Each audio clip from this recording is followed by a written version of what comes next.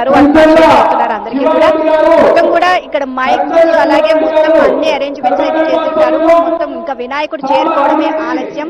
ఇక వినాయకుడు ఒక్కసారి ఇక్కడ చేరుకున్నారు అంటే వేలం పాట అనేది మొదలైపోతుంది. డిసిఎం బ్యాండ్ అయితే పెట్టారు ఇక్కడ, అందులోనే మొత్తం పార్టిసిపేట్స్ అందరూ కూడా అక్కడ నిల్చోవడం జరిగింది.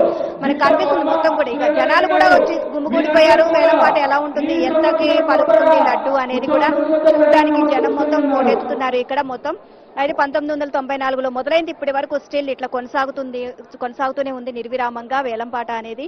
అంతకంతకు ఆ ఏడు దాని కాస్ట్ పెరుగుతూనే ఉంది, అంటే వేలంపాట పెరుగుతూనే ఉంది. అండ్ లాస్ట్ ఇయర్ చూసుకున్నట్లయితే 30 లక్షల 1,000కి వేలంపాటలో పోయింది లడ్డు. ఈసారి 50 లక్షల వరకు వచ్చినా సరే మేము పాడుకుంటామని చెప్పేసి ఇక్కడ కమిటీ నిర్వాహకులు చెప్తున్నారు, ఎవరైతే పార్టిసిపేట్ చేస్తున్నారో ప్రతి ఒక్కరు కూడా.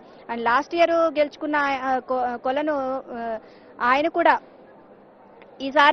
నేను కూడా ఈసారి మళ్ళీ పార్టిసిపేట్ చేస్తున్నాను, నేను ఈసారి కూడా గెలుచుకోవడానికి సిద్ధంగా ఉన్నాను, మళ్ళీ ట్రై చేస్తామని చెప్పేసి అని అంటున్నారు. అది గెలుచుకోవడం వల్ల ఆ లడ్డు మాకు చాలా సంతోషంగా అనిపించింది, చాలా మంచి జరిగింది అని చెప్పేసి చెప్పడం జరిగింది. సో ఇదే అందరికీ ప్రపంచవ్యాప్తంగా అంటే దేశవ్యాప్తంగా కూడా ప్రతి ఒక్కరికి బాలాపూర్ లడ్డు ఎవరైతే గెలుచుకుంటారో వాళ్ళకి అంతా మంచి జరుగుతుంది అని చెప్పేసి అందరికీ అది పాకడం వల్ల ప్రతి ఒక్కరు కూడా ఇంట్రెస్ట్ చూపిస్తున్నారు. సో ఈ నేపథ్యంలో మొత్తం కూడా మనం చూసినట్లయితే ఇక ట్రాఫిక్ ఆంక్షలు కూడా ఎక్కడికక్కడ మొత్తం కూడా చేయడం జరిగింది. మొత్తం ప్రధాన రూట్లన్నీ కూడా పోలీసుల ఆంక్షలతో మొత్తం కూడా పగడబందీ బందోబస్తు అయితే ఏర్పాటు చేశారు.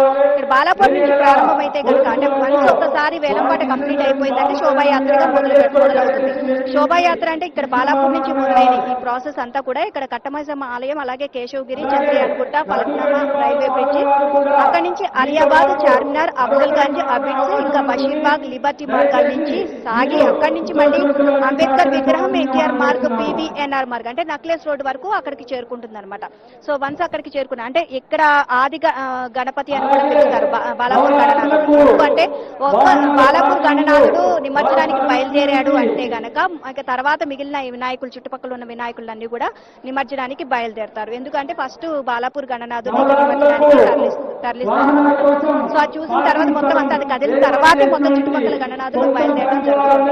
ఇంకా మరికొద్ది సేపట్లోనే ప్రతి ఒక్కరు ఎంతో ఉత్సాహంగా ఎదురు చూస్తున్నారు, ఉత్కంఠగా ఎదురు చూస్తున్నారు.